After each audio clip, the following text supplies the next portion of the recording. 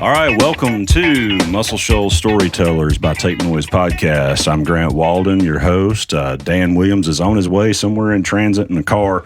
We have with us Muscle Shoals recordings artist from Louisiana, Lance Dubroc. That's right. So I was just looking at your website, which is way better than mine. I need to redo my website, lancedubroc.com. So for you guys that want to check that out, he has tour dates and, just info about him, what's going on. We are in the middle of the WC Handy Festival in Florence, Alabama, Muscle Shoals area. My first one. This is your first one? Yeah. Well, welcome here. Excited. I think you guys have been talking it up for a while. Dude, we didn't have one last year because, yeah, there was a worldwide pandemic, kind of thing. That happened. So, everybody's being, doing the best to be safe and using precautions and everything this time, and it's been really, really good. Welcome here, man. Thanks, bro. It's good to be here. Yeah. I've been sitting back watching your career for a while since I started coming to the city, man. So it's nice to get into a room with you. We've been talking about it for a little while. So. We have been talking about it for a minute. We still need to do some co-writing. We do. And, so you're here. I am in the B room, Studio B, and my studio, Here Tell Studios, currently, that is located in the historic Wishbone Recording Studios, which is also a house for your label that you are on. That's right. Muscle Shoals Recordings. That's and right. So Mike O'Rear, who is partner with Billy Lawson, who owns the studio. Uh-huh. So they're partners, and that's housed here as well. And yeah, it's a cool spot. This is where I interned in 2008, so it's kind of a full circle thing. So I was just looking at your bio, which everybody could go to the website. Again, that's lancedubroc.com to check out what's going on with Lance. And you released your album Sunny Days in spring of 2020. Yeah. That's a gutsy move because that's right at the height of when the pandemic was happening. But I mean, I imagine you guys already had a release date scheduled. Yeah, we did. It was the beginning of it was April, so we weren't expecting the long unfolding world burning. Everybody thought that it'll be about 2 weeks and we'll be back to normal. Which here we are. So your first single, I Don't Want to Lose You, Anna. Great song, I love it. The video's great. Thanks, you guys brother. can check that out. YouTube. It's you're all on the socials, right? I want to make sure everybody can, of course, how they can find you. Yes, it's at Lance Dubroc across all medias. Yeah, keeping it simple. From PayPal to Facebook to all PayPal. You got to make mention of that one. That wasn't by accident. So you're from Louisiana. I am. And St. Landry Parish? St. Landry Parish. Did I say that correct? That's right. Yeah. Right in the heart of Cajun country, right around Lafayette, Louisiana. It's from a town called Port Barry, and the Zydeco music was formed right there. This legendary guy named Clifton Chenier, who he took the blues evolution that was happening in New Orleans from the old Cuban beats, kind of developed the jazz and blues, and he took it, but he learned it on a full scale Italian accordion with the piano on one side. Oh wow, yeah. So he transferred all those same musical musings onto that accordion. Right. He's an absolute master, independently digited.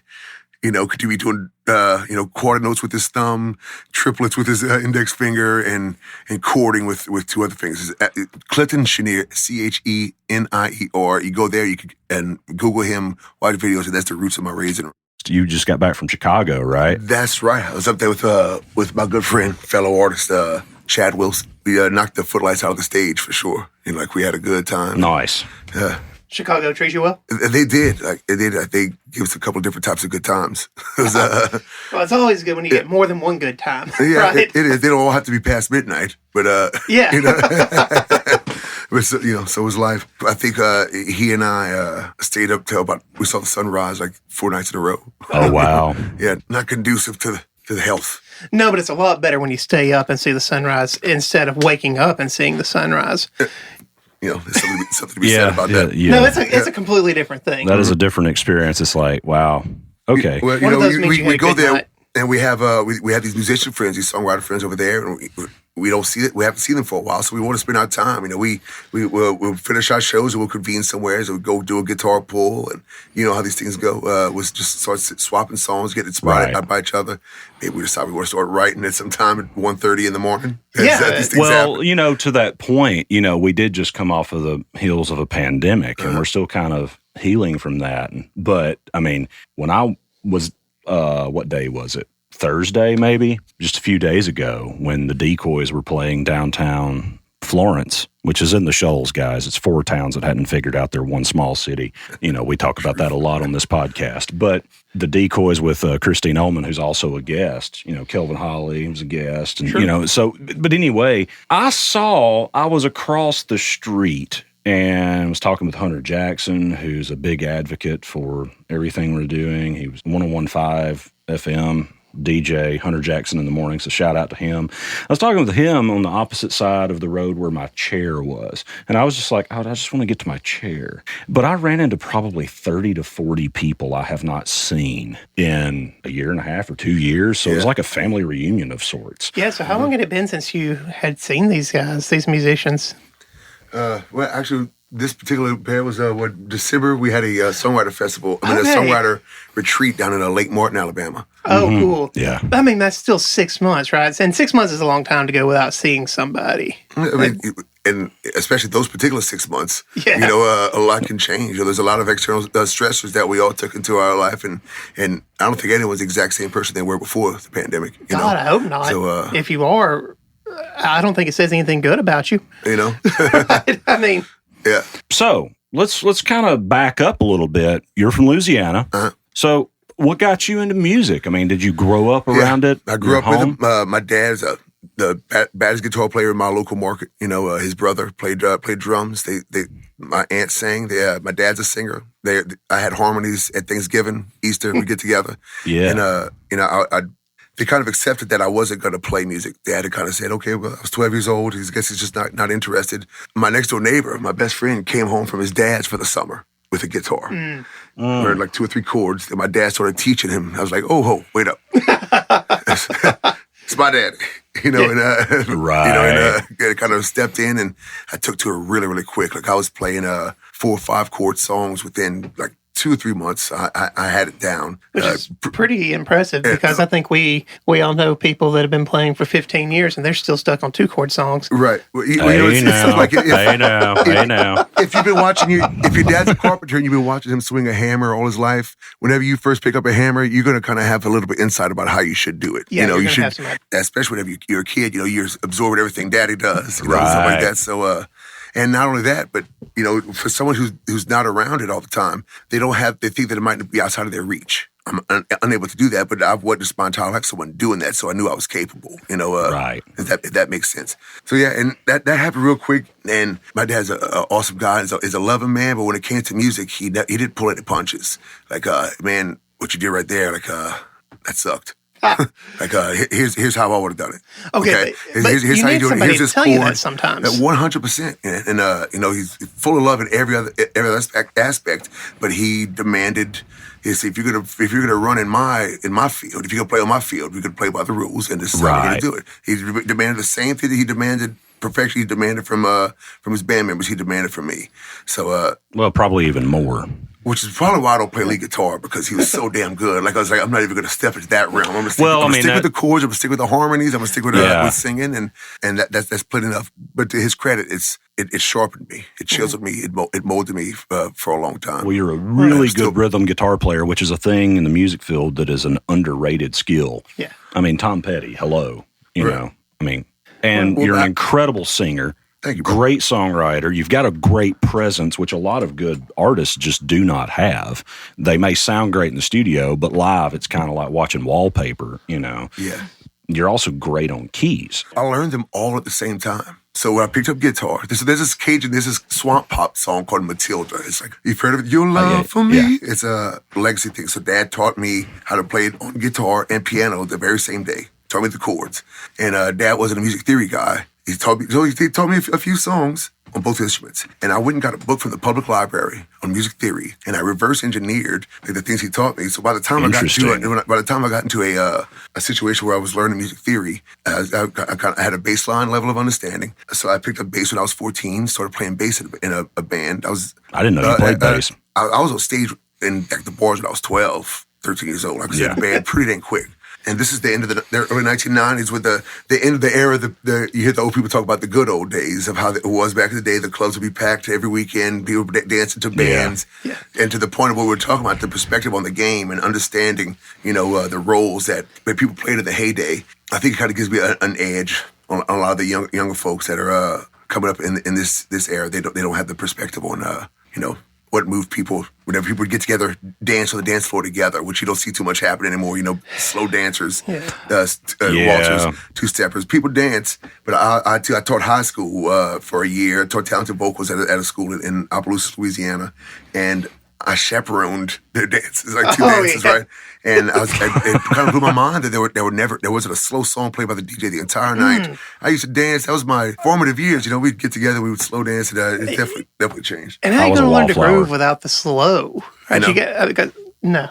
I agree 100%. Yeah, You should have your full range of emotions able to be stimulated by your playlist. That's a really good point, which leads me to the question I wanted to ask. What is your songwriting process and your thought behind it? I mean, you said, it might be 1 a.m. It seems to me like it's just kind of whenever the inspiration strikes, but you also do songwriting appointments. What is your thoughts on that? Kind of dig into that a little. Well, for me, I didn't write my first song till 2017. Right? So I was 37 years old. But let me lay the foundation again. So I played in that band all through my teenage years. I was in the Navy for 4 years, got out, and then I played music for a living till I was 30 years old, like from 23 to 30. I was on the road full time or on Bourbon Street, but I was a bass player, sideman, vocal harmony guy. I learned how to earn my keep. I could wrap my harmonies around pretty much any vocalist and match. Which is a massive skill. You don't find that a lot. I was able to, split my brain, play bass. Like you ask any drummer I played with, I wasn't perfect at it. I promise you. They would say still, the same. Besides the point, the fact that you were playing bass, I would assume you were probably in a band because, you owned a bass and you were solid enough to do it. I mean, because everybody wants to be a guitar player. Right. And being able to do harmonies. That's how it was at first, just so I could have access to being in a band in my small town that was moving. But later on, it became commercially viable. I could sell that product to somebody. Like, you need a bass player singer. Well, I got you. And so I was able to earn my keep through that. Then I went to trade school, used my GI Bill, went to trade school, and worked in oil and gas for about 7 years. Moved to Colorado for that year for that job. We were talking about this earlier. And the bug came back. Oh, it doesn't go away. It doesn't go away. So I went to taught high school, and I was giving all these kids all this knowledge I'd accumulated from the industry through all my years about if you want to make it in this business, if you want to be responsible stewards of the American songbook, this is what you have to do. And I was like, oh my God, why am I not applying this to myself? So, but come around March, I ended up writing this first song right around that time, and I submitted to a songwriter festival, ended up like placing in it. So that led me to getting co-writes. So I didn't know what I was doing writing a song. I had no idea about lyrics. So I just, the secret is getting around people who are better than you. Oh, that's anything. And then learning their process and getting it. Yeah. So eventually I took a long way around that story, but my process is finding an idea that we're going to write about. And I do a lot of co-writes. I read like 3 songs by myself. It's so much smarter to have somebody else in the room. Well, it's fun. It's a social thing. It's totally fun. It's like you network. You're mutually invested in a song. Sure. So it's a great way to meet people. There's a lot of layers as to why I would encourage someone to co-write. I mean, I love 3-way co-writes because when it's just 2 people, that's cool if you've got a relationship. Sometimes that works, but inevitably there's that one dude in the corner that's got a notebook and a piece of paper, just like hasn't said anything for 15 minutes, and the 2 of you are stuck on something. Yeah. But that guy's like, "Hey, I just wrote a chorus." I'm in a band with that person right now. They'll go. Yeah. It will be multiple practices where they don't say anything except at the end and be like, "Hey, good session, guys." And then you look over and they've got a notebook just full of stuff. And right. They come back the next week. That person is very valuable. Yeah. It's huge. And so, you get in there, there's never defined roles. You find your way. So once that creative process starts, you have to learn when to put in and when to back off, shut the heck up whenever someone else is getting the role going. If it's you can't be greedy with it. You can't be selfish. Right. But you do have to be honest. And you have to be vulnerable. If it's that type, you have to be an empath. You have to be able to, to be a good communicator. That empath thing, sometimes you get on the same sort of frequency as the person you're riding with, and it's something magical happens at that point. It's something better that you could do by yourself than either one of you could do by yourself. Well, man, look, case in point, it's a song, I Can't Wait, that's on the album, that actually got the deal with Russell Shoals Recordings. I was writing this song. We had a two-way write with me and a friend of mine, Taylor Craven. We were down in Market City, Louisiana, at a songwriter festival. It was going, man, we were building it up, and it was going good. We came to an impasse on the chorus. Something I was doing, I was just rushing it too hard. It's an emotional song, and I was trying to sing it hard, right? And my buddy Chad Wilson, who I think you said that you interviewed a few days, he walked in. And we were stuck, and he was walking by back and forth, like you could tell, like he was like, "Gosh, man, I know how to fix this." But he didn't intrude like a gentleman. And Taylor was like, "Look, this is my buddy. Like, you want him on this, right? Trust me. Like, if we're gonna save this song, we need to bring him in." And he did. And Matt, I don't know if you ever met Chad or not, but he's cool as a cucumber, man. He's got this Matthew McConaughey, all right, man, kind of thing. So he came in, took the song. I was rushing it, and he came in, just sang the line, just smoothed all the wrinkles out of it, and just made it, coolest. It just kind of made it chill instead of me trying to push so hard like I was in that moment. Well, sometimes you're too close to something. Mm-hmm. That's like if I'm mixing and producing an album, I really try to encourage an artist or a band to, hey, let's send this to a mastering engineer. Yeah.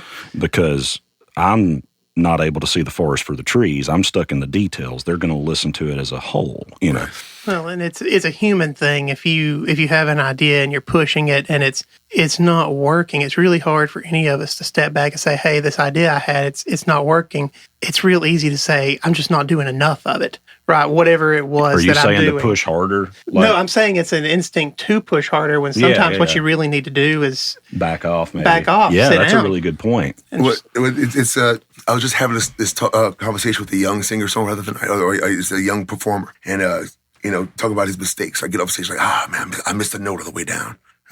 It's expectation, right? Mm-hmm. Like you had this idea of how your vocal run should have went, or how your guitar solo should have gone, and you didn't execute perfectly. You get down on yourself, but the listener had no such expectations whatsoever. It's the same type of thing right here with a song. So you're so invested in it that you think everything has to be a certain way. Yeah. But you once you get so invested and you lose what the effect is supposed to be to the listener. It's supposed to have an that's a good effect point on them, right? So you kind of have to get some. What do they call it? Perspective. Control group. Yeah.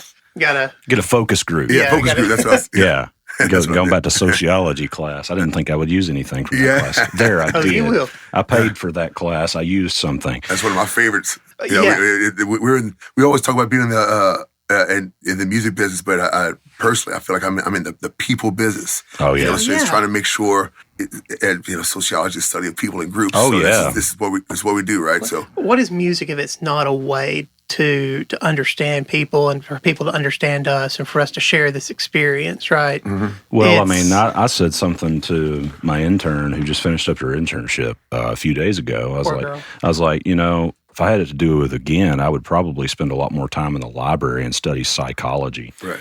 Because if you're a producer or a manager or a band leader or whatever, sometimes you're a glorified babysitter with a cool title. Right. Because you're dealing with people's emotions. And no, I'm not going to name any names, but yeah, let's not go there. You know full well. I spent 4 years of my life. My job is not playing bass. My job is holding a bass. For a few hours a week. Trying to keep everybody from killing the other guy. Well, the rest of the time it was keeping those assholes out of jail. Taskmaster. Really, that's true. My job was keeping them out of jail. Yeah, it's that easy. Yeah, but you mentioned you didn't start really writing songs until you were how old? I was like, let's see, 1979, I was Carry the One, 37. Wow. Like that, yeah. And you're how old now? I'll be 42 next month. See, that's awesome to me. Yeah, I'm 35, and you're how old, Dan? 33. Yeah, cool. Well, man, so, I don't want to skate past that. And the reason I say that is you signed with Muscle Shoals Recordings. Right, at when? At what age? I was 39. See, you got a record deal. Which rarely exists nowadays. Well, Yeah, right. right. That's a whole other. They're cryptids. They're like Bigfoot. I heard. I've got a friend of a friend that says Bigfoot. they saw one. Labels don't really. I mean, they exist, but label deals are rare and they're different. It's not what it was. It's a morphing thing. It's evolving. Well, it's an agreement between two parties. Right, exactly. And, whatever, I'm so glad I didn't sign anything when I was young. Okay. Like, I wouldn't have had the perspective that I have now. Young people go into Nashville and they don't realize that they have any negotiating skills. You don't know anything about that at all now, do you? Oh, wow. Yeah, let's not go there. So I kind of knew the value of the things that we were trading. Right. That goes into not undervaluing yourself. Right. Or the and product. It's not just in yourself. It's not just your image. You have products that you've created. Right. Your network of people that you're going to be able to bring to the table. You're That's a huge point. And so are they. And so... you both bring your connections, your network, your family and community, so to speak. So for me, like I was kind of a late bloomer on the social media thing, but a lot of these young people, they go to that's their negotiating thing. They have a whole bunch of followers and an audience, a reachable audience. And that's a negotiator too. So but signing it that late in my life, it was like a delayed dream come true. This is a dream that I've chased at different parts of my life. Never realized I was ever going to try to be an artist. I wasn't an artist at the time. I was a musician. And so, what made you decide to be an artist? My trip to college. So I was working for a Scottish firm, oil and gas. I got sent over to the Denver market. I was the head of the Rocky Mountain region. I found a group of musician friends, and they were all artists, and they were sing my tail off, play my tail off. But I'd watch somebody emotionally move someone with words and some slick finger picking and own the room, and it's humbling. It's humbling whenever whenever you execute something so well and someone else has more effect than you do. And I didn't. My mind, since I was so worried about performing, so worried about the energies in the room all the time. And just because I grew into it, I grew up in it. I didn't know what the puppet strings were that I was pulling. Does that make sense? I didn't know what it was. It makes perfect sense. It was just mechanical for me because I was born into it. So you were stuck in the technical. And were you, this may be on a personal level here, and I'm asking this kind of selfishly for me because this is a personal struggle. Were you more worrying about what people's perspective was rather than just in the song? Like how people's reaction was? 100%. See, that is hi, my name is Grant, and I overanalyze and overthink, Sure. It's like, I mean, Dan, no, not me. No, seriously. No, you're the same. I don't believe you think. So this is what the co-writing gave to me. Right there is that ability to stop telling myself no. That right there, guys. We recorded that, huh? I need to remember that. Rewind that, guys, out there in podcast land, and listen to that again. It's giving me permission to stop telling myself no. Man, that's huge. All right. Well, I got to ask you because that's the song we wrote. We just got personal here, man. Well, let's keep going with it because you're telling me that you came back because I can't tell you how many people I've talked to that, and the reason I bring this up is you said from 23 to 30 you were making a living as a traveling musician. You were a musician, and then you stopped at 30. I can't tell you how many people I've spoken with that said if it doesn't happen by the time I'm 30, I'm out. And I'm noticing that. Why do I feel seen here? Well, dude, 29 sucked for me. Well, but 30 was a new beginning almost. Well, I'm noticing you had a 7-year hold there because you said from the time you were 30 until when was you wrote your first song? About 30. I was 37. So, 36, 37. Those 7 years, had you just decided it wasn't going to happen for you or what was going on? I would play acoustic shows here and there, but I was in oil and gas and I was, I was on call. I was making bank, trying to provide for my family, and make things happen. So the stress you get from out there, you accumulate enough blues. Yeah. To be able to, to be able to create something with you. If you want to write a blues song, go get a crappy job. So how did you make the jump from And when I say jump, I mean, metaphorically, because it's a leap of faith, right? Uh-huh. To go from, because, I mean, you were working in the oil industry. I mean, those guys pay pretty decently, or so I'm told. My family's from Houston. You know the drill, man. It is. Yeah. It's some good scratch, man. And so how did you make that? How did you make that leap? How did you say, I'm 37 years old, I've got a family, I've got a career? It's a really good question. If I don't do this, I'm not going to do this. Both my now wife, then girlfriend, we both divested from our careers.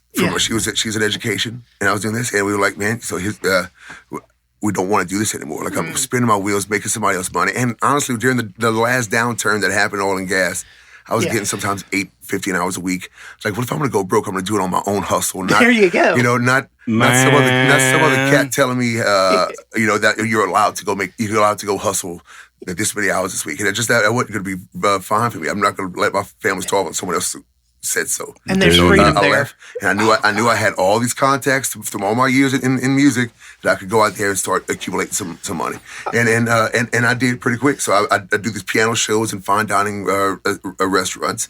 I do poolside guitar parties. For my catalog is really, really thick. Yeah. So I could do classic country from Conway, Hank Sr., some Vern, Earl Thomas Conley. I could go deep in the paint on some old country all night, or I could do R&B, Percy Sledge. All right, you got this really nice baritone voice over here, and you're talking about Conway Twitty. After this, I'm going to need you to sing Hello, Darling. Actually, if you want to go cut it, like the label actual license, Don't Take It Away. Oh. I have a cut of Don't Take It Away that I did on the Wurlitzer that I'm pretty dang proud of, man. You should be. I hadn't even heard it. Your voice seems like it'd be great for it. Dude, appreciate y'all. It's you have one of the best soulful voices out there.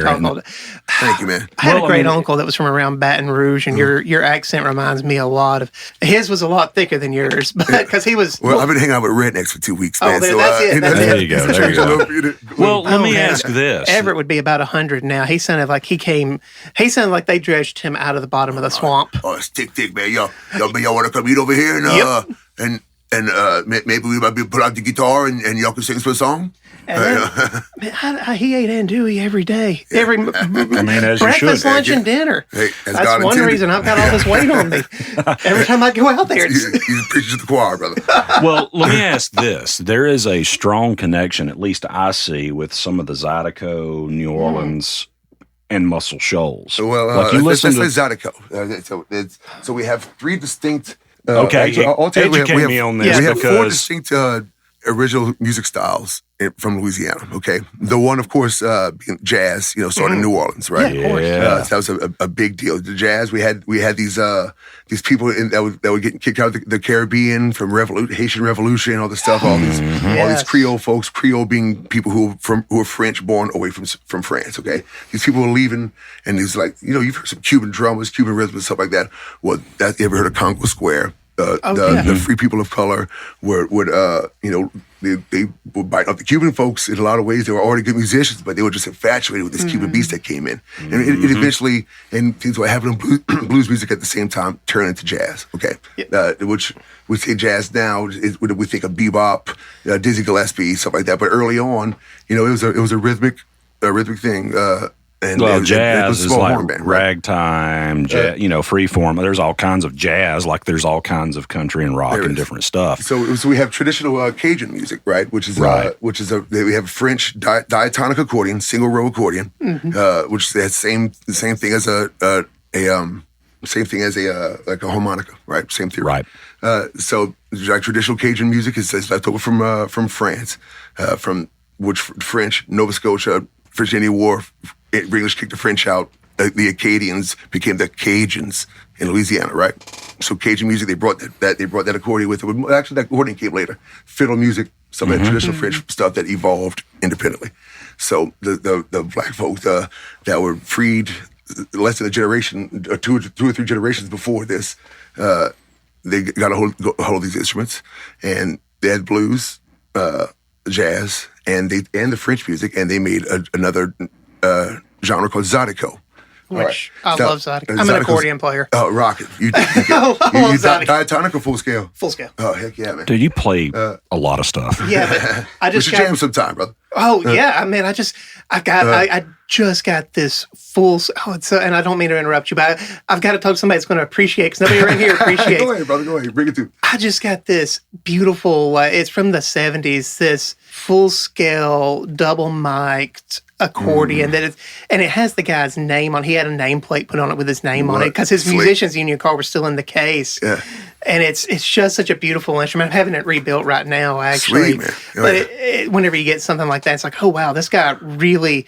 I made the mistake of looking up how much he paid for it, but it's like this guy really loved this thing and made money with this thing, made a living with this thing. Heck yeah, it's like an artifact, almost like And it weighs. I shit you not, it has to weigh 60 pounds. It's heavy, and I played accordion for several years. I've never picked one up that was this heavy. That was a full scale. There's got to be something in it. I mentioned Clifton Chenier earlier.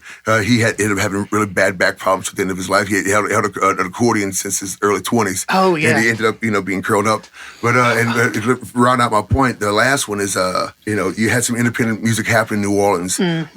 Professor Longhair, Fats Domino, stuff like that. So you have for you music buffs out there, the left hand's going doom doom doom doom doom doom doom, and the right hand's going triple it triple it triple it triple it doom. Right. Well, it's a waltz. It's not a waltz. No, it's a square four. Yeah. But that balance of stuff ended up getting manipulated around where I'm from, Lafayette, Louisiana, and south of that to another music called swamp pop. Okay, so we have our own hits, our own stuff, our own stars right there in Louisiana that play just that one distinct set of old rock and roll, R&B music. So there's a lot of crossover between Muscle Shoals' songs. There's some songs I found over here in Muscle Shoals that I'd never heard before that were hits in Louisiana for our local stuff. Right. I was like, oh, you suck. You stole that from Muscle Shoals and brought it home and made the people think fool, don't let your love that fool. That's a classic Muscle Shoals tune. It's a hit back home. And I guess I just assumed he wrote it. Never said anything of where he got it from. Well, there's W.C. Handy. The father of the blues is from. Florence, Alabama, than the Shoals. And, he's associated with Memphis. We're in the middle of the festival celebrating him as well. And, Louisiana, New Orleans is associated a lot with blues as well. And we're not too far from Clarksdale, Mississippi. Well, it's one big shared culture. Yeah, it is. So, hold on. Speak for yourselves. Oh, okay. All right.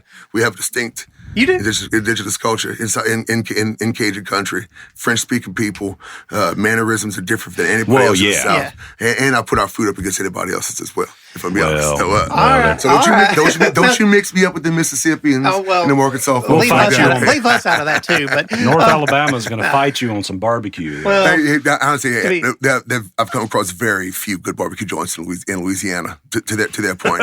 But let's talk about Alabama, man, because Alabama has welcomed me in with open arms. So why Muscle Shoals recordings? What was the? I mean, it's a perfect marriage of the community. I mean, looking at it, but why? I mean, what's your thought on it? After the year I taught school, that April, that March, I realized I said one of the first goals I set is I want to go on tour.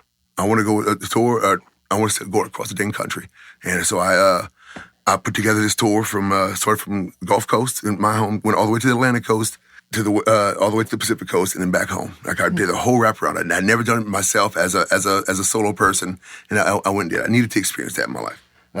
But I had written that song I was telling you guys about earlier, that I Can't Wait, that I wrote with Taylor Craven and Chad Wilson. I'm glad I got to tell those stories first before this question. Well, my buddy Taylor knew Mike O'Rear. Mike's a great guy too. Excellent man. He's very, very smart and knowledgeable. Yeah, and a good human being. Yes, which is always important to me. I don't like to work with anybody who brings good bad energies around. So it's hard enough without dealing with it's hard enough already. So Taylor sent him that song, and they were like, "Man, we love that song. We love it." We ended up signing a one-off publishing deal on that song with him, so he can shop it to his connections. And he was like, "But who's that guy singing? What's that voice on the work tape?" And it was me. We connected. Billy Lawson, loved it too. Him and Mike called me, and I said, "Well, look, I'm actually coming through there on tour, coming through that way." And so they made my first stop on tour. Said, "Well, I'm going to get you a gig over here at Champies." And I went over to Champies. We came over here. Did you like the chicken? Knocked it out. I like the chicken. I love the banana pudding. Oh, there you go. My man. There you go. The banana pudding is on point. Yeah, look, in Louisiana, we're some food snobs, man. We're food snobs. It's we crazy. are here too, man. I gotta make a trip to Louisiana though. You do. Man, honestly, my favorite thing I've eaten in Alabama is slaw dogs. I never had a slaw dog in my life. It is. That's all they had. One place I was hungry, and I've been into. I was like, oh my God, I've been missing out my entire life. All right, now I'm not saying it's going to be anywhere near as good as that, but if you're in this part of the world right now, have you had a slug burger? I saw it on Discovery Channel back when I was a teenager. Is that the sauce that they put on a hamburger bun? No, man. It's this Depression era burger where they would stretch the protein by putting a lot of. Originally, it was like rice and it was flour. Now it's bread. Uh-huh. They're nasty, but they're good. Right. It's a comfortable nasty. It's like a familiar nasty. Right? It's like this. It's kind of like me. Yeah, it's my new. It's a bread and beef. That's the name of our next album. Familiar nasty. Yeah, I like that. Oh, yeah, that's good. Yeah, they beef up the beef. Yeah, they add it with bread and then they deep fry it. Yeah, and they slap add it on bread a bun or oats or something to fill it up and make it go further, basically. Yeah, it's a Depression recipe. Is there anywhere in the Shoals that still does slug burgers? Because I know Moulton has Neesmith and Decatur has Maybe Ben's. Dubs. I don't know if they do or not. Hey, if you guys know where they sell some of those, send me a message at my website, LanceDubroc.com. Don't mail them any. Yeah. Because they will be really greasy by the time they get to them. They're good for the first 30 seconds they come off the grill. After that, Got to have it hot, huh? And be close to the necessary rooms. Yeah. Because it will be necessary. I mean, they're suicide by burger. But you're talking about how the music in Louisiana is just so unique. Mm-hmm. I never forget hearing a Zydeco cover of Beast of Burden on WWOZ. And it just... It's not one of those things that changed my life, but it changed my perception of that song and my perception of music in general. Because it's not a song I would have ever thought of would have worked. Really rhythmic music too, So it's a lateral move. Yeah. It's a completely lateral move. It's rests on a different bed, and that Zydeco music in particular can really make a really nice mattress. It's kind of a comfort song for me now. I prefer it to the Stones, and that's not nothing against the Stones, but look, I've played Beast of Burden about probably 1,000 times at this point. I mean, maybe I just like it because it's different, but I'm a sucker for it. So I do have a question that I really want to kind of dive into and then start wrapping it up because I don't want to take too much of your time. I know you got a songwriting appointment and things to do and all of that. First of all, thank you for joining us here. Oh, this is great. I wish we had more time and could just keep going because but I feel like your story is so unique because I don't want to just dwell on your age, but we're similar in age, and so much can be like, man, it's past my time. I'm not going to get it's a pure example of obviously it's not. Yeah. I mean, but what advice would you give someone, I guess, who is in that point where it's like, if I don't make it in the next 2 years or whatever their time frame is, because we tend to put limitations on ourselves. What would you tell me? Wait, sorry. What would you tell Dan? No, in all seriousness, what advice would you give someone who is kind of approaching that wall, or maybe they have reached that wall and they're about to give up, or maybe they have? You know what's best for you. Wow, I was expecting a much longer answer, but that was really yes. Every human being knows what's best for them. You know what's going to fit right with your energy and your world. But if I'm being real, if I could elaborate on it, go ahead, man. There's we talked about expectations earlier. You have to define your own expectations of what you expect, what success means, what is making it mean, what does all that stuff go. We have this idea that's been given to us by movies or pop culture or whatever that what it means to make it.